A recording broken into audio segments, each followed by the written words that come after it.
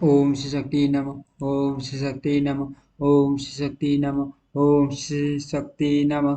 शरभ को देवी की आराधना से पुत्र की प्राप्ति, श्री शर्मा की पूर्व जन्म की कथा का और निगमो दवोद तीर्थ की महिमा का उपसंहार। श्री शर्मा कहते हैं विष्णु शर्मा टरंटर से शरभ वैश्य ने अपनी पत्नी के साथ मंदिर में जाकर पुत्र की कामना से विधि पूर्वक स्नान करके पुष्प धूप और दीप आदि के द्वारा भक्ति पूर्वक पार्वती जी का पूजन किया। इस प्रकार 7 दिनों तक श्रद्धापूर्वक पूजन करने के बाद माता पार्वती ने प्रत्यक्ष दर्शन देकर कहा वैसी आपकी शुरू भक्ति से मैं बहुत प्रसन्न हूँ। साधो आप जिसके जिसके लिए प्रयत्नशील हो वह पुत्र मैं आपको देती हूँ। अब आप इंद्र की खांडव वन में जाओ, विलंब न करो। वहाँ परम पुण्य में इंद्रप्रस्थ नामक उत्तम तीर्थ है। उस तीर्थ में बृहस्पति के द्वारा स्थापित किया हुआ स्थापित स्थापित किया हुआ सर्व काम प्रद निगमोदक तीर्थ तीर्थ है। उसमें पुत्र की कामना से स्नान करो, आपको अवश्य पुत्र होगा। देवी की आज्ञा अनुसार सर्व पत्नी के साथ इस उत्तम तीर्थ में आए और पुत्र की इच्छा से उन्होंने यहाँ स्नान किया। फिर ब्राह्मणों को अन्य उपकरणों सहित 100 गौएं दान की तथा देवता और पितरों का विधि पूर्वक तर्पण किया। फिर 7 दिन वहां रहकर वे घर लौट आए।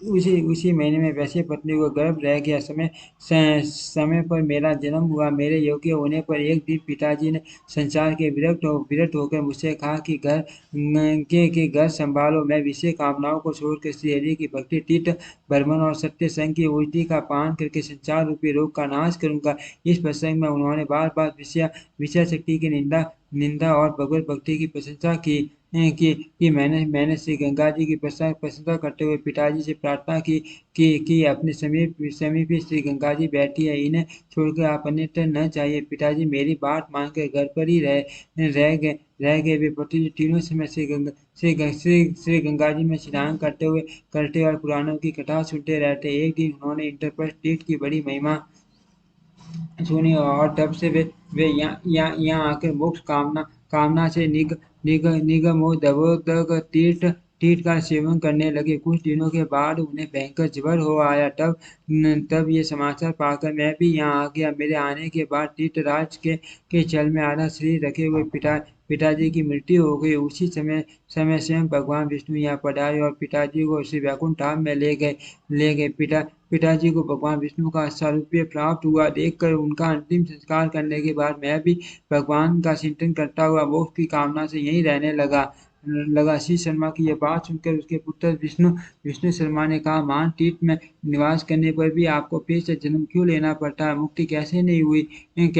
उसके उत्तर में श्री शर्मा ने कहा कि एक दिन मैं भगवान के ध्यान में बैठा था। महर्षि दुर्वासा उसी समय पधारे और मुझे चुप देखकर उन्होंने साफ दे दिया कि इस जन्म में आपका मनोरथ पुण्य नहीं होगा। मेरे बहुत गिड़गिड़ाने पर उन्होंने कहा, अगले जन्म में ब्राह्मण होकर आप यही मृत्यु को प्राप्त होंगे और फिर आपको जन्म नहीं लेना पड़ेगा। तदनंतर फिर मैं घर लौट आया और मैंने संसार के समस्त भोगों को अनित्य मानकर श्री भगवान नाम कीर्तन और भजन करने का निश्चय किया। कुछ दिनों के बाद गंगा तट पर मेरी मृत्यु हो गई। दुर्वासा जी के कथनानुसार वैष्णव ब्राह्मण कुल में मेरा जन्म हुआ। अब इस उत्तम तीर्थ में मृत्यु को प्राप्त होकर मैं श्री हरि के वैकुंठ धाम में जाऊंगा। नारद जी कहते हैं, राजा शिव इस प्रकार अपने अपने पूरे जन्म के कर्मों का वर्णन करके वे दोनों पिता पुत्र श्री हरि के स्वयं कमलों का चिंतन करते हुए यहाँ रहने लगे और अंत में दोनों ने भगवान के समान रूप प्राप्त कर लिया। ओम श्री शक्ति नमः। ओम श्री शक्ति नमः। ओम श्री शक्ति नमः।